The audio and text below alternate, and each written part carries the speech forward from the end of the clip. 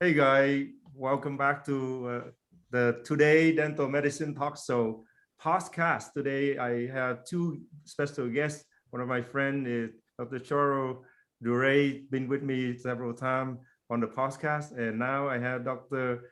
Len Tao, the bird eye dentist.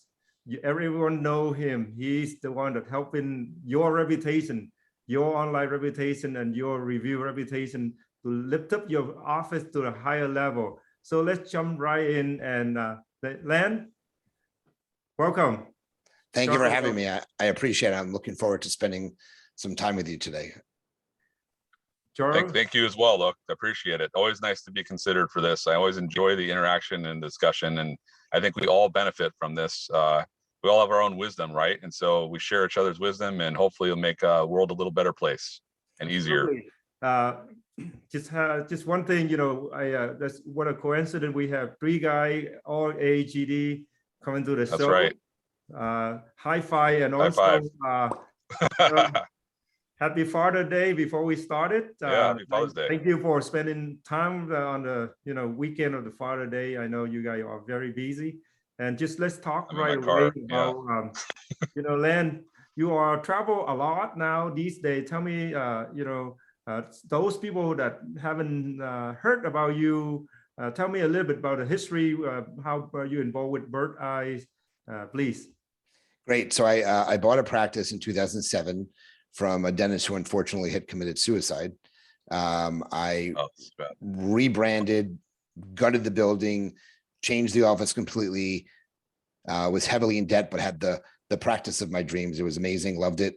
I became burnt out fairly quickly just from running the business. It wasn't even the dentistry that was difficult. It was running the business side of it that was a pain in the butt. And I soon realized I would find other passions. One was dental marketing. I was self-taught, and I did very well in growing my practice through online marketing, as well as online reviews. In 2013, I created a software program called iSocial Reviews, which was a manual method of generating reviews on Google, Facebook, Yelp. I mean, there were so many different sites back then that we can do it on. And that was in January of 2013. Over the next year and a half, I attended a very many number of trade shows. That's when I first started going on the road. And I sold about 180 licenses to the software. And in September of 2014, I sold iSocial Reviews to Bird Eye, and basically became a consultant within Bird Eye for a short period of time until they realized I can actually sell really well. And they hired me to run the dental division, or the dental vertical, as we like to call it. So I've been with them for 8 years, almost 8 years now. We have around 9,800 dental offices who are under our wings. We work with about 65 to 70,000 other businesses.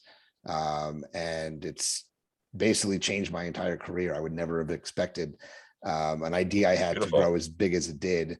And during COVID, I decided I wanted to transition out of clinical practice, put my practice on the market, sold my office October of 2021, so 9 months ago, to my associate, Dr. Christine Hahn.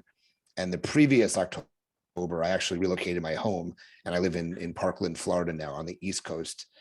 So for the last year plus, I had been commuting up to the office as the owner. And now at this point, I'm working like every third week, and I will be done with dentistry come December of 2022.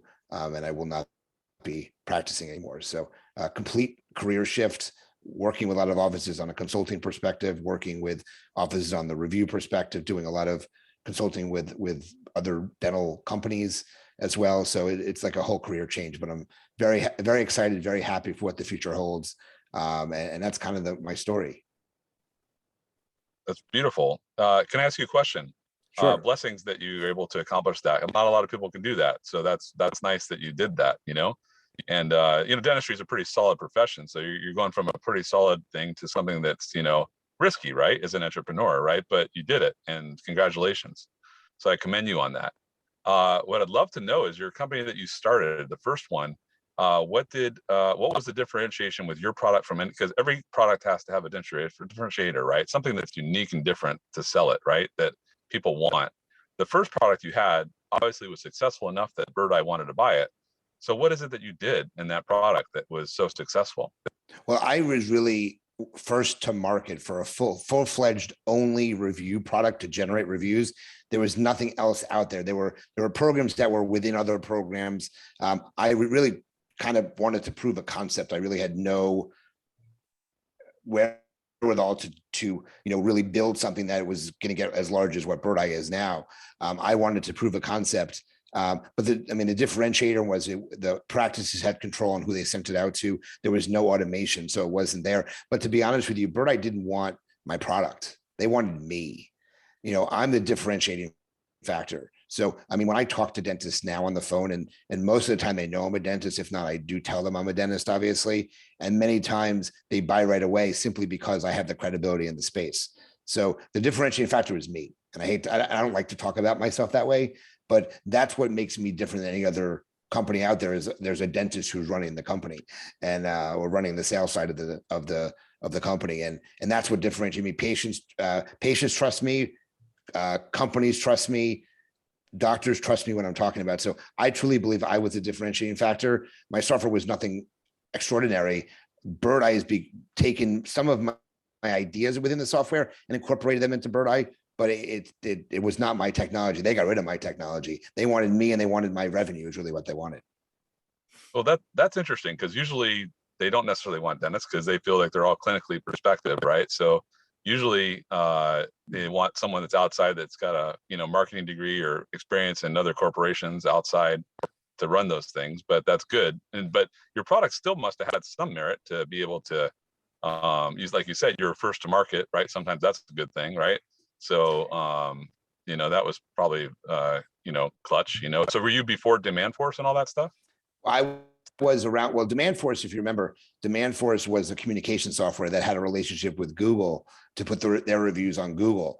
The problem was when they lost the relationship with Google, dentists overnight went from 900 reviews to 10, and they lost all of their reputation online. So I was after that fact. Demand Force had their run. And okay. Part of the reason why was what happened to them. It's why I helped create or got help creating what I needed to create from an engineer, because I wanted to make it easy for dentists to get reviews, and there was no easy way to do that. That was what the biggest challenge was. Beautiful. So Demand Force went to Intuit, and when they did that, they were slow to update their read and write, so that basically the reviews weren't doing it in real time, and the communication wasn't going in real time. And so like places like Solution Reach and other companies came out that were faster, Lighthouse 360, and those ones then were faster. And so I switched, because I was a Demand Force to a Lighthouse 360 to a Solution Reach, right? They all had their, once there was another differentiation, I was like, okay, let's switch, right? Correct. Like if it updates in 10 seconds versus an hour or 2 hours, that's a huge deal, 100% so. And I was a Demand Force user. I switched to Lighthouse. I use RevenueWell, but the practice is now with Modento. But I'm an expert in that space. I know that space better than anybody. And you're 100% right. The differentiating there is crazy with how many features these products have now. There's a lot of overlap, obviously. The one thing I like about Bird Eye, to be honest with you, is that we kind of stuck to our lane. Yes, we do some messaging, but it's not automated.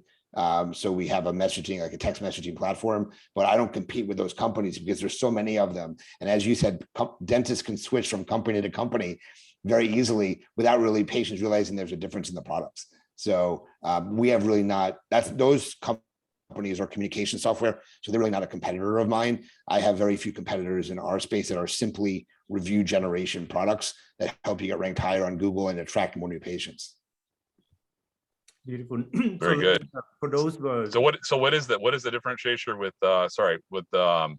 with Bird Eye? What is Bird Eye? What's the differentiator there? Bird Eye has an API with Google that allows a patient, as long as they have a Google account somewhere on their phone that they've logged into at any point, it automatically logs them into their Google account. So the biggest problem with patients writing Google reviews on their own is they have to go through a process, and that process means clicking on the link through any of these other companies, going to the Google account, signing into their Google account, remembering their password. We eliminate all those steps. So it's literally click on the link, it opens up the stars and they write the review and they're done. So it's just a very, very fast process and easy for patients to do. That's incredible.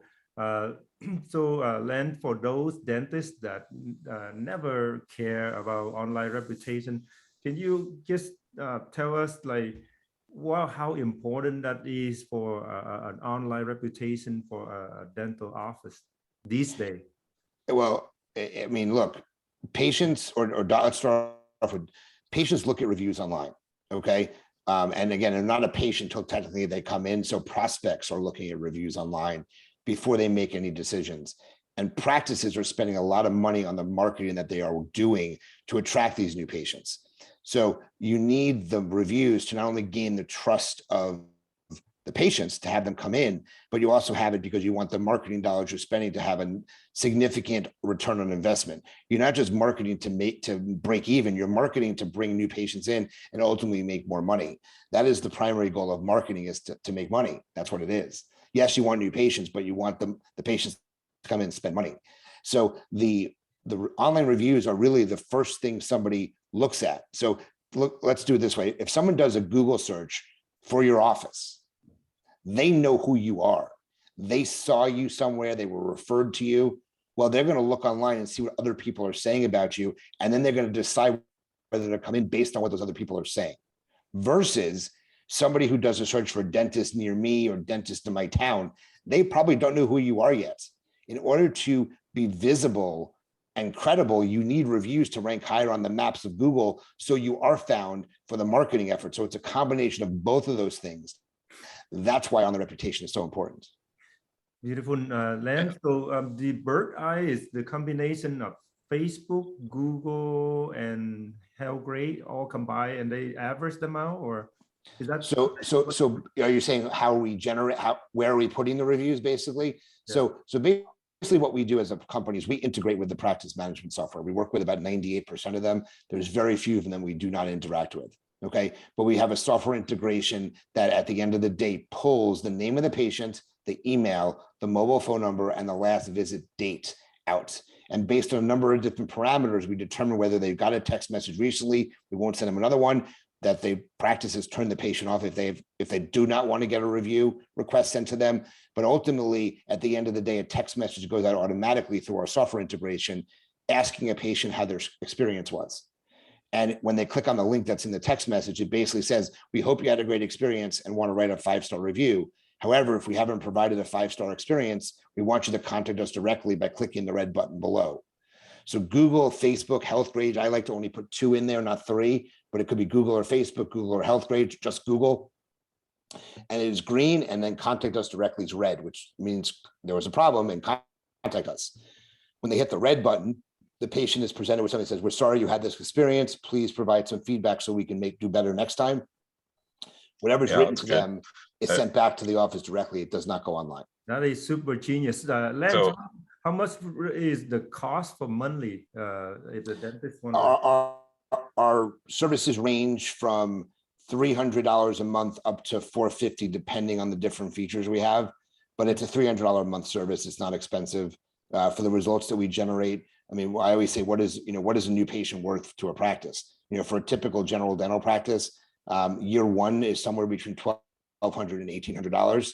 And you get far more than just one patient with our platform. So it is a very well-priced product, and it does wonders because we don't always only just generate reviews. One of the biggest differentiating factors to us is that we also go on and we claim the practice's local citations, which is making sure their name, address, and phone number is consistent online. And the reason we do that is because if you get a lot of reviews coming in and your listings, your NAP, as we call it, is not consistent, you're not going to rank high on the maps of Google, regardless of how many reviews you come in. So we fix these as well. And when we get everything consistent online, Google trusts the business more. And then as you have more reviews coming into the practice, Google trusts you as well. And that's why those practices that generally rank at the top of the maps have consistent listings and have a lot of reviews. It's a combination of those two things you need, which is what our product does specifically for dental practices. So like I said, the end result is more visibility, more credibility, and more new patients coming in because you're ranking higher on the maps of Google. That's ultimately what we do as a product. Do you know what's also important, I feel, is that because I had a fee-for-service practice for over 20 years, so I didn't have any insurance that were generating any referrals at all. It was all word of mouth.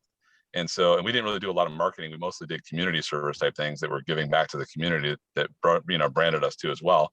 But what I think we used it for primarily too is really a learning experience, because you get these reviews and then you get to emulate what people say that you did good, and you learn from things that you did bad, and therefore you change those things and you talk as a team. And then the team understands, hey, we did this right. We did this correct today. Let's do it again.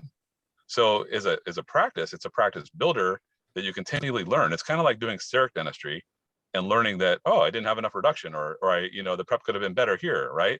You actually get instantaneous feedback and engagement that allows your team and your practice to grow more successfully. So we used it as a learning experience every day at our huddle. We went through the reviews and we celebrated the ones that we did. Hey, we did a good job today. We did, we reached that person, we touched that person. Look what we did today. And so you really learn. It's like AI. It's like artificial intelligence. You learn from those experiences and you're able to treat patients better. I think it's very valuable. What I love what you're saying, and I teach this, is that, what the first step in this whole process is creating this reputation culture in the office, which you just described. Celebrating the good, learning from the bad, not trying to sue a patient because they wrote a bad review from you, or saying that, hey, this is a fake review. Single practices, a regular doctor down the street is not going to be a target of fake reviews in most cases. Most negative reviews are written with an alias, so you don't know the patient's name. That's simple as that it goes.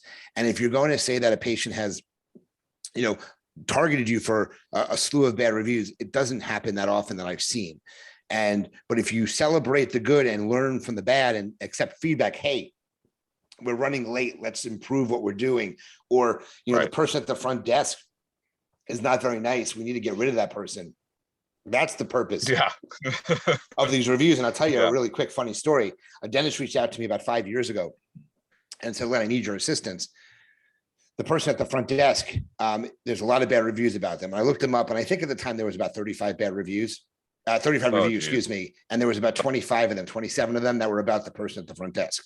So I said to the guy, I said, what do you call me about? You know what you need to do? You need to fire the person at the front desk. And he goes, that's the problem. She's my wife.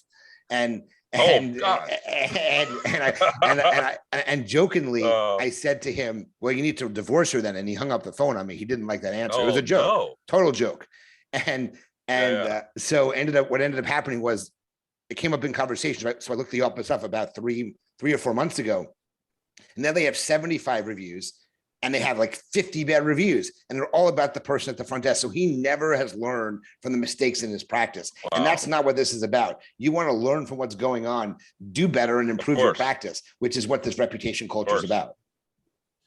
Absolutely. Well, happy wife, happy life. And so, you got to be careful there, right? But, 100%. If the wife is not doing well, then it's a business, right? If she wants to go shopping and she wants to sell her kid, she needs to step down into another position maybe, or take some communication skills. She needs to hire Catherine Eitel, right? Yep. So, right.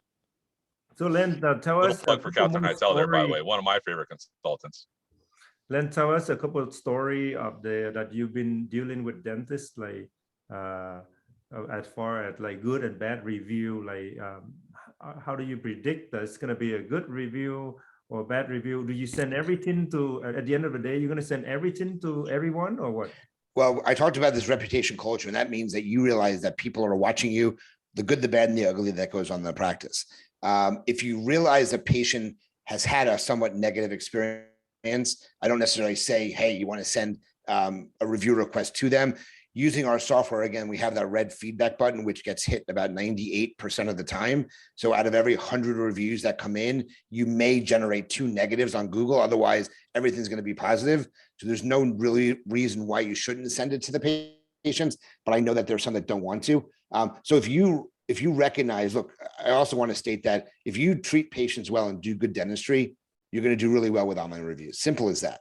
Okay. There's no reason why your happy patients won't go online as long as you prompt them to write a review. If you don't prompt them, that's when you're going to get the bad ones to review you, because People will talk about when they have something that a bad experience, extraordinarily bad, especially versus good. If you prompt them and say, hey, we would love you to take a couple of minutes of your time to write some or give us some feedback on Google, the patients are more than happy to do it. They're used to that nowadays. You just have to get into the purpose of asking them or giving them the easy way to do it. So I think that has a lot to do with it, is knowing who had the really great experiences versus who didn't, and focusing on those that had a great experience. I mean, looking at what email account is helpful as well.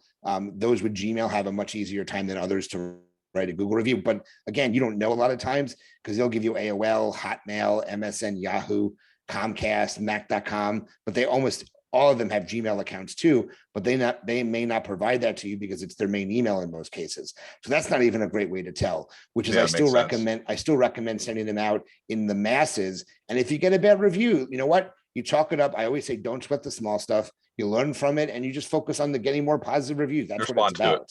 Respond to it. Well, I am. Yeah. Do you think intentionality? Go ahead. What were you going to say? Go ahead.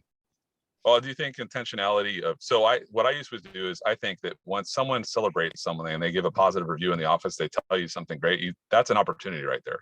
And so at that opportunity, we used to have paperless, we'd have iPads. So I'd say, hey, thank you. We really appreciate that. That's something that we strive for, that we try to exceed and unconditional excellence. We try to commit it to excellence. We try to do this. Can you please, we'd really appreciate it if other people, you could help us to educate other people out there that might be in need of our service. If you think that we're good, would you mind filling us? So right there on the spot, you can hand them an iPad, right? And you can do that. I think that's what you kind of have. I'm curious though, with the Gmail part, you said that you can bypass the login for Gmail. How do you do that? As long as the patient has a Google account already on their phone. So they're either logged into Google Drive, they're logged into YouTube, they're logged into anything that Google has access to, which means they've already logged into their phone at least one time using that password. That password is stored in certain parts of the phone. We're able to pull that out. Where it doesn't work is, let's say, September comes along and everybody has a new iPhone in September. At some point, they're going to have to log into some Google account on their phone, and then we're able to work. But if literally someone bought a brand new phone and the first thing they wanted to do was write a review for you, which is not going to happen that often, they're going to have to log in at least at one time. But we have the technology that accesses this API, and we're not the only ones. There's only 2 other companies in dental that have that technology. But the one I do want to speak to something you just said, and I had mentioned this to Luck before we started, was that you don't want your patients writing reviews anymore in the office. So one is IP address conflicts because of obviously Wi-Fi that's there. But the other reason now is location services. Most of these devices have location services turned on. Google knows where the reviews are coming from. They do not want a lot of them in the same physical space because they think they're biased. Really?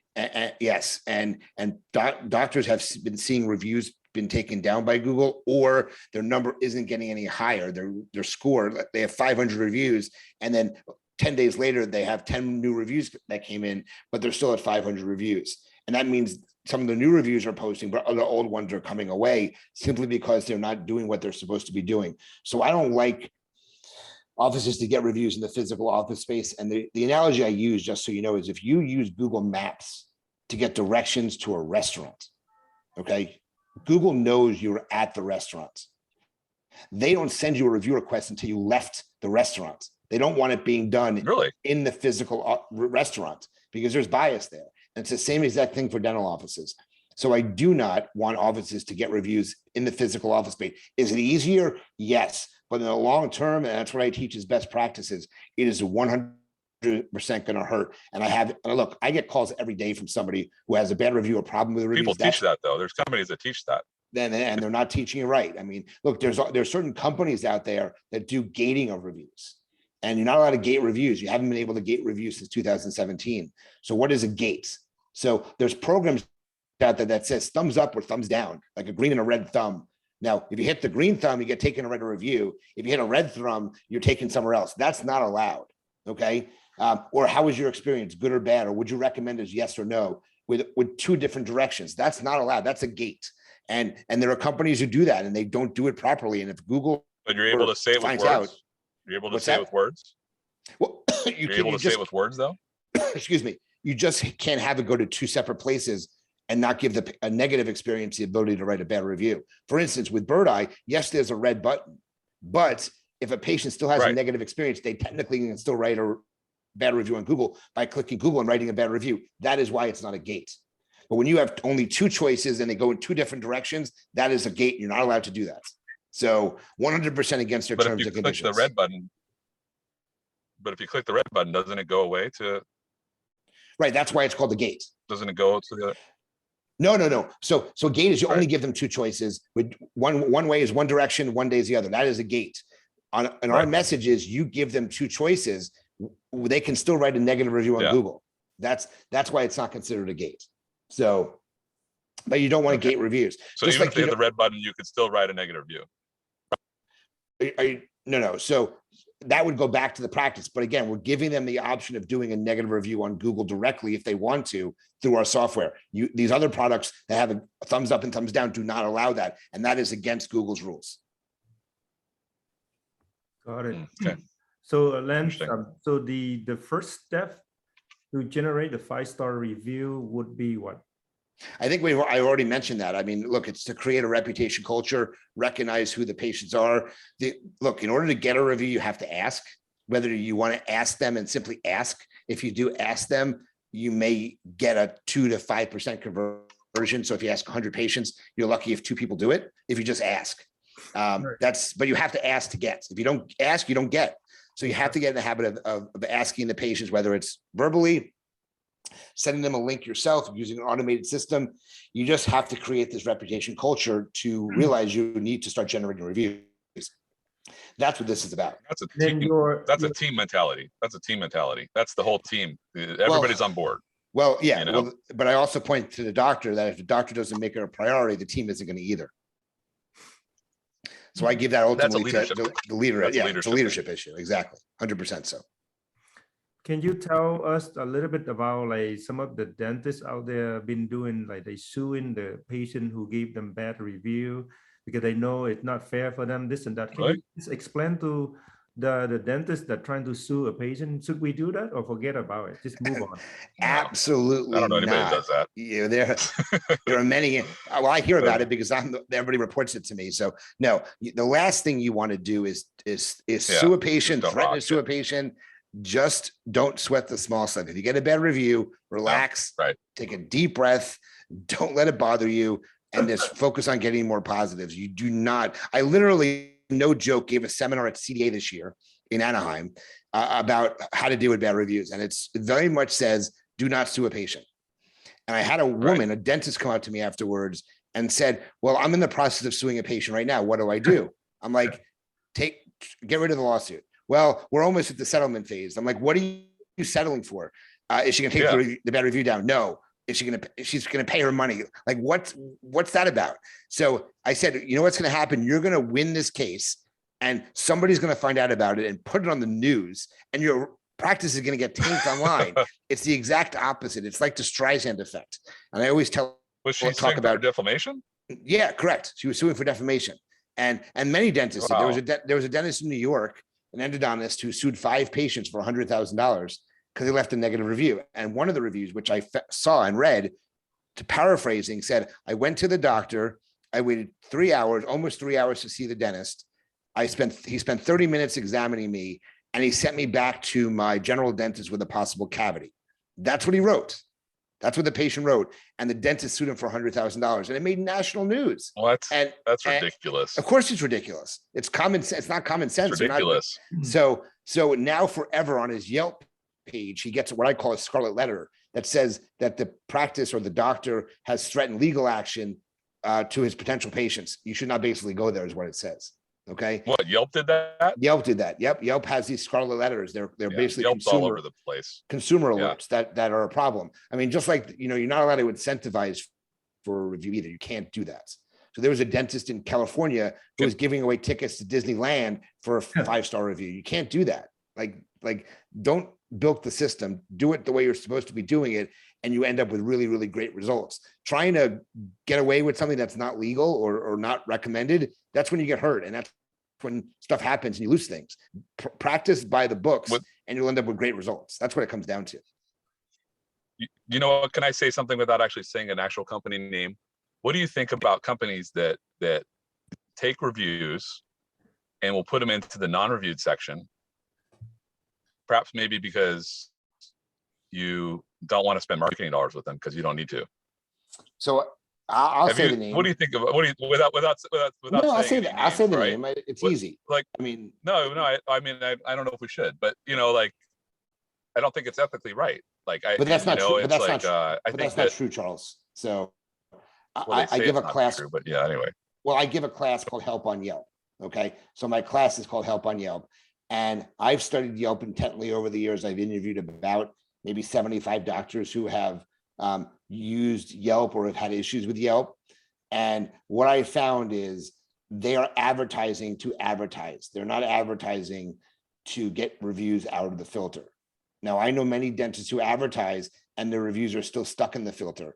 The advertisement part of it does not affect what's being filtered out or not. What does is, and you guys were both in California, you know, I was in Philadelphia, and Philadelphia is not a very big Yelp town. So I don't have active Yelpers as patients, people who are, and what defines an active Yelper? An active Yelper is someone who uses the Yelp app a lot, someone who has lots of friends and has left a lot of reviews. If you check those three boxes, you are considered an active Yelper, and the reviews that you write are going to stick. If you analyze the reviews, Right, people pay money for those people, by the way. Yeah. Correct. But if you look at the reviews that don't stick, they normally have some violation. Number one, they have very few friends. They're not on an active Yelper on the app, on the mobile app, and they don't have a lot of reviews and don't have a lot of friends. So you see that's why they Well, that come shouldn't down be the now. case. Just because someone only has one review, just because someone has one review should not be filtered. But that's Yelp's business decision. So you have to understand it. You have to play their game. So there are many times that there are people who are not Yelpers, and then they become a Yelper, and guess what happens? The review gets out of the filter and then it's pushed out so everybody can see it. That's what this is. That's not right, though. Yeah. Look, I don't disagree with you, but it's just the game that Yelp pays, and if you don't want to play that game, don't play with Yelp. I mean, it's that simple. I mean, that's why I always talk about. I agree. Yeah, that's why I talk about dominating Google. Even if you're in California, even if you're a dentist in California, Yelp is hugely important. I understand that. I respect it. I know that. But here's the thing. I've interviewed patients as well. Your typical patient goes on Google to find a dentist. They will then look at Yelp to see what the reviews are about your practice. They don't necessarily go on Yelp to look for a dentist. They look you up on Yelp after they find out who you are. So there's a different searching. You have to dominate Google to get the patients to come in, because that's where they're going to search. Simple as that. How about health grades? I have like 200 and something 5-star health grades, but where does that play a part? Like, do people really go through health grades or not? So something you mentioned that you use Solution Reach. That is probably how you got your health grades reviews, because there's only 2 companies out there that Correct. get reviews in health grades anymore. Okay. So Correct. here's my opinion about health grades. I have never in my entire life, and I'm in Philadelphia, big city, I've never in my entire life ever have gotten a patient from health grades. Health grades is a doctor site. It's more important if you're a medical doctor. It's not important if you're a dentist. And how do you know that? If you look at the health grades, if you do a search for yourself or your office, excuse me, Yeah. health grades is not anywhere on page 1 anymore. They're off of page 1. Google doesn't find them as a qualified review. Similarly, if you look at Demand Force's reviews, they're not even called reviews anymore. They're called votes. So and they don't show up either. So if you change from one to the, used to patch them, so I had like 500,000 5-star reviews on Demand Force, but then when you move to Solution Reach, the only way to do it is to take the reviews and copy them and paste them into the website or whatever. Solution, they wouldn't transfer. Exactly. That's why those services that do that and get reviews that don't go to Google are a complete waste, because they have to be on Google. That's where people need to see them. Landon, I have a question for you. Let's say if the dentist just purchased the new an office of the old dentist, and the old dentist didn't have a good review, what would he do? So just to clarify, you're saying somebody bought a practice and the dentist didn't have a good reputation. Change Is that what you're saying? Right. So look, in this case, there's a couple ways to look at it. Number one is if the practice name is remaining the same, it's hard to start a new Google My Business page as the owner. Okay. So as an example, let's say you bought it was Parkland Dental Arts. Again, I'm in Florida, so I'm just using that as a name. If you purchase that and are keeping the same name, you just got to use the Google My Business page and just focus on generating positive reviews. Having some negative reviews is not going to really determine whether I'm buying a practice or not. If the doctor's name is the name of the practice, Dr. Joe Smith, and Dr. Joe Smith's page has not a lot of good reviews on it, I would just create a business page with your name on it and generate more reviews and get rid of that other page. That's how I would do it. So, Right. But in that case, in a situation like that, Just one of the most, it. yes, correct. But one of the most important things to know is if you are changing the name of the practice. I mentioned it a few minutes ago about the name, address, and phone number and how that has to be consistent. One of the biggest reasons why it's inconsistent is because someone bought a practice and never changed it. Someone moved their practice or they opened up a startup. If you have one of those three things within the last 5 years, you need to go on these directory sites and determine how consistent or inconsistent your listings are, because that's going to be actually more important, making sure everything's consistent when you buy a practice than actually generating the review. What do you do about the inconsistent ones that are like these random ones that pop up that all of a sudden you'll get a review on there and you're like, shit, where's this review? Like you call up, like there's companies that don't even have the generation of the reviews. They just put some stars up.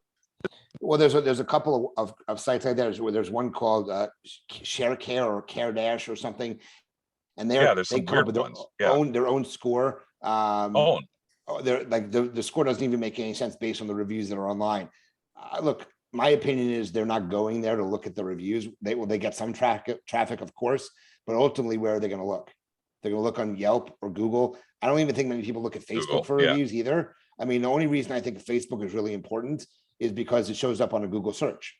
So when someone types your office name in, Google's number one, your website's number one. Usually Facebook's number two, and there's a couple other directories down there. That's what you need to look at. That's how you determine what's important for your office. Google yourself and see what shows up. Beautiful.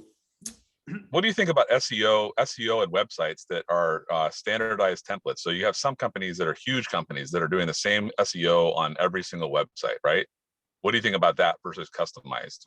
Do you have a feeling on that at all? Sure. I teach in my marketing class, I teach website design and what mistakes dentists and designers make in designing a website. And one of the worst things you can do, and I have no disrespect to any of these companies that do it, I don't want to get into that. The worst thing you can do is to buy a fully templated website.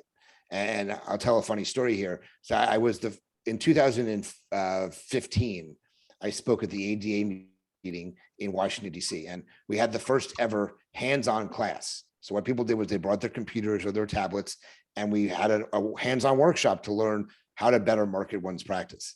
And we went over websites, and I said, give me who wants me to analyze their website for them? And someone raised their hand. I think there was an office in Louisiana, I think. And I pulled up the website, and there was 35 people in the room. So we're not talking about a room full of 3,000 people, 35 people. And literally, as soon as their site come up, the woman raises her hand and goes, oh my God, that's exactly like my site. And the sites literally looked identical to each other. And at the very beginning, it says, at our practice, your smile is our top priority. And the other site said, at our so-and-so practice, Canada, Louisiana practice, your smile is our top priority. It was word for word the same exact thing. I mean, it made no sense. Yeah. So that is one of the worst things you can do, is to hire a website company that is duplicating content, because you don't own the content then. One of the easiest ways to determine, just a little tip here, take one paragraph off your homepage and put it into a Google search and see what comes up. If your site comes up first, you're good. There are times I do it and there's 800 other results because they copied the words that were on your template from somewhere else. Same goes for blogging. Blogging is really important. It works well because Google reads it. But if your blog is the same as someone else, it has zero effect on you. It's a waste of money.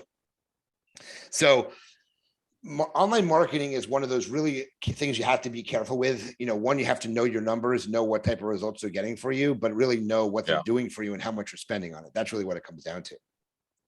So you guys don't do practice analytics then? Bird Eye does not. No, I recommend a product called Dental Intelligence for practice analytics.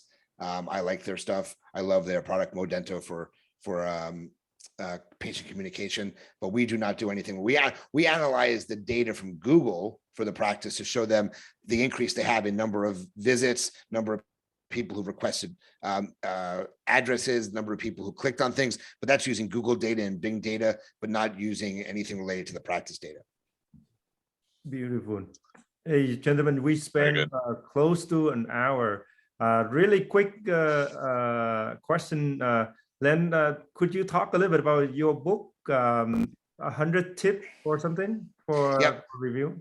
So it's my second book. I wrote a book back in 2020 called Raving Patients, which was it's basically a complete guide to online reputation for dentists. I followed it up with a book that came out in March of this year called 100+ Tips for Generating 105-Star Reviews in 100 Days. It's available on Amazon.